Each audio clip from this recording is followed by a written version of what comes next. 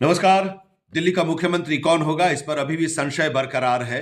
हालांकि बुधवार को 3:30 बजे भारतीय जनता पार्टी के विधायक दल की बैठक पार्टी के प्रदेश कार्यालय पंत मार्ग में होनी है और उसमें साफ हो जाएगा कि विधायक दल का नेता कौन होगा और जो नेता बनेगा, जिसके नाम पर मुहर लगेगी, वही दिल्ली का मुख्यमंत्री होगा। और उसके बाद फिर राजभवन जाकर उपराज्यपाल के पास अपनी सरकार बनाने का दावा पेश वो करेंगे।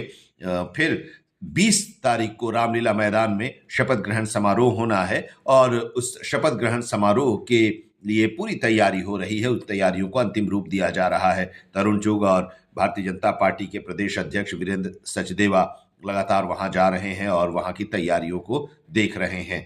प्रधानमंत्री आएंगे, रक्षा मंत्री राजनाथ सिंह आएंगे, गृह मंत्री अमित शाह आएंगे, भारतीय जनता पार्टी के राष्ट्रीय अध्यक्ष सह स्वास्थ्य मंत्री जेपी नड्डा आएंगे, सरकार के केंद्रीय सरकार के जो मंत्री हैं वो लोग वहां होंगे, एनडीए शासित प्रदेशों के मुख्यमंत्री और उप मुख्यमंत्री होंगे, एनडीए के घटक दलों के तमाम बड़े नेता वहां पर मौजूद रहेंगे और एक शक्ति प्रदर्शन के तौर पर इस शपथ ग्रहण समारोह को किया जा रहा है, देखा जा रहा है, उसका आयोजन होने वाला है। क्योंकि बिहार में चुनाव है और अगले साल फिर पश्चिम बंगाल में चुनाव है, तो इन दोनों जगहों के लिए एक मैसेज भी है, देने की कोशिश होगी इस शपथ ग्रहण समारोह के जरिए एनडीए की।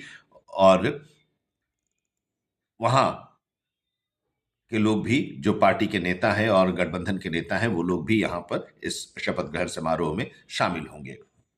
बहरहाल, अब कई नाम ऐसे हैं जिनको लेकर चर्चा हो रही है। अब कौन मुख्यमंत्री बनेगा, कौन विधायक दल का नेता होगा, इस पर तो कल संशय जो है वो साफ हो ही जाएगा, सस्पेंस हट ही जाएगा। लेकिन जो नाम चर्चा में है, उन नामों में एक नाम बड़ी तेजी से शुरू से ही उभरा।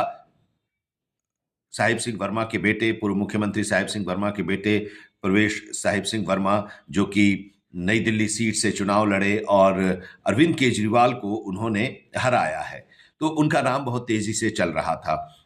2 बार के सांसद भी रह चुके हैं। इस बार भारतीय जनता पार्टी ने उन्हें अपना उम्मीदवार नहीं बनाया था लोकसभा के चुनाव में। शायद रणनीति यही रही होगी और नई दिल्ली से वो चुनाव लड़े, अरविंद केजरीवाल को वो हराए। एक सबसे मजबूत नाम प्रवेश वर्मा का। इसके अलावा विजेंद्र गुप्ता, एक बड़े नेता, जो कि पिछले 3 चुनाव की अगर हम बात करें या 2015 की बात करें और 2020 की बात करें, जब भारतीय जनता पार्टी 3 सीटें लेकर आई थी 2015 में, उसमें से एक विजेंद्र गुप्ता भी थे जो रोहिणी से जीते। 2020 के चुनाव में भारतीय जनता पार्टी 8 सीट जीती, उसमें भी विजेंद्र गुप्ता लगातार दूसरी बार चुनाव जीते रोहिणी से, और इस बार भी रोहिणी से वो चुनाव जीते हैं। विपक्ष के नेता के तौर पर अरविंद केजरीवाल की जब सरकार थी तो उस दौरान वो रहे। 3 बार के पार्षद हैं, 3 बार के एमएलए हैं, प्रदेश अध्यक्ष भी वो रह चुके हैं। तो एक अनुभव के आधार पर और वरिष्ठता के आधार पर उनका नाम भी बहुत तेजी से आगे चल रहा है। संभावित जो विधायक दल के नेता हैं या मुख्यमंत्री कहें, तो उनका नाम भी उसमें आ रहा है।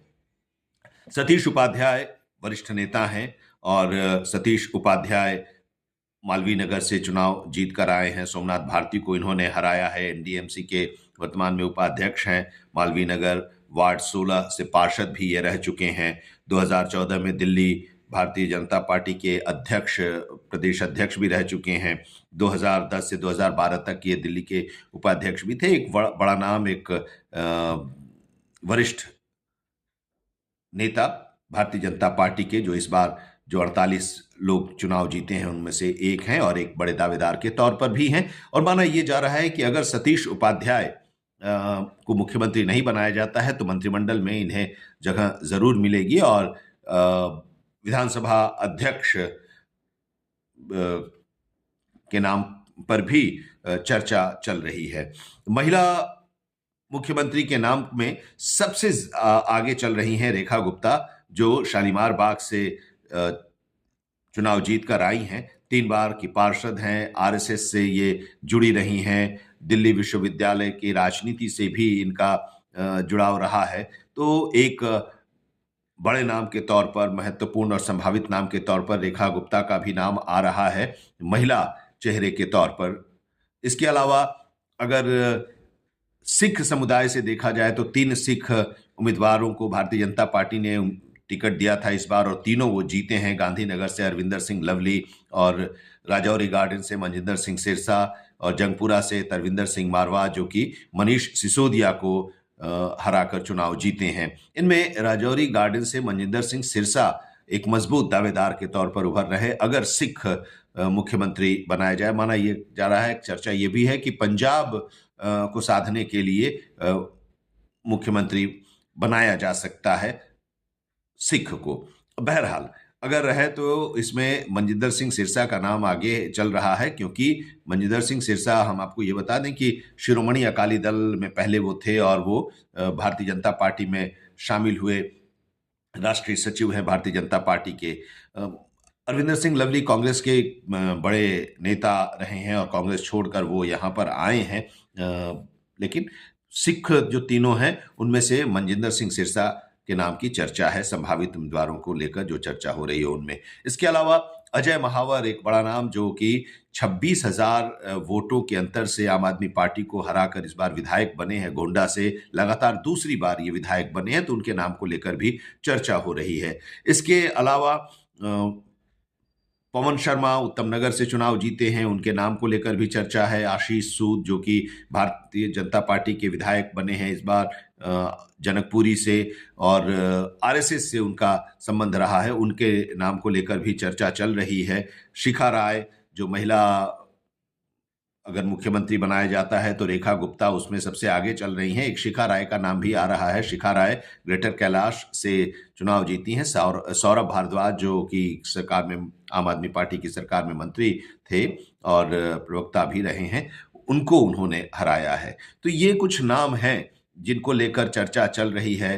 अगर कुछ और वरिष्ठों के बारे में बात करें तो उसमें विश्वास नगर से ओम प्रकाश शर्मा हैं जो कि लगातार वो भी जीतते आ रहे हैं। मुस्तफाबाद से मोहन सिंह बिष्ट हैं, एक बड़े नेता हैं, एक बड़ा चेहरा है। इस बार उनका सीट करावल नगर से बदलकर मुस्तफाबाद कर दिया गया था। करावल नगर से कपिल मिश्रा को टिकट दिया गया, कपिल मिश्रा भी चुनाव जीते हैं। तो ये कुछ नाम हैं और क्या फॉर्मूला है अभी ये साफ नहीं हो पाया है दिल्ली को लेकर कि दिल्ली में मुख्यमंत्री के साथ डिप्टी सीएम का फॉर्मूला भी रहेगा या नहीं रहेगा, क्योंकि भारतीय जनता पार्टी की बात करें तो जो सरकारें बीजेपी की प्रदेशों में बन रही हैं उसमें एक मुख्यमंत्री और दो उप मुख्यमंत्री यानी कि डिप्टी सीएम दो बनाए जा रहे हैं। वही फॉर्मूला यहाँ पर भी होगा, क्योंकि मुख्यमंत्री सहित 7 मंत्री ही इस कैबिनेट में हो सकते हैं। तो उसमें एक डिप्टी सीएम होगा या दो डिप्टी सीएम होगा या फिर कोई डिप्टी सीएम नहीं होगा, सिर्फ मुख्यमंत्री और फिर उनके कैबिनेट के मेंबर्स ही होंगे, जो कैबिनेट के मंत्री होंगे वही होंगे, उप मुख्यमंत्री किसी को नहीं बनाया जाएगा। अभी ये साफ नहीं है। और फिर ये भी कि इन नामों में से अगर जो प्रमुख नाम है उनमें से किसी को, कुछ लोग मंत्री बनेंगे और फिर स्पीकर और डिप्टी स्पीकर भी बनाया जा सकता है, क्योंकि जब सरकार बनाई जाती है, सरकार का गठन होता है, तो उसमें हर वर्ग और जाति का भी समीकरण को ध्यान में रखा जाता है, क्योंकि इससे एक मैसेज पार्टी के संगठन को भी और पार्टी के कार्यकर्ताओं को भी और इसके साथ ही पार्टी अपने विस्तार के लिए भी देखती है। तो वो फॉर्मूला होता है। अब यहाँ पर कौन सा फॉर्मूला है अभी तक ये साफ नहीं हुआ है।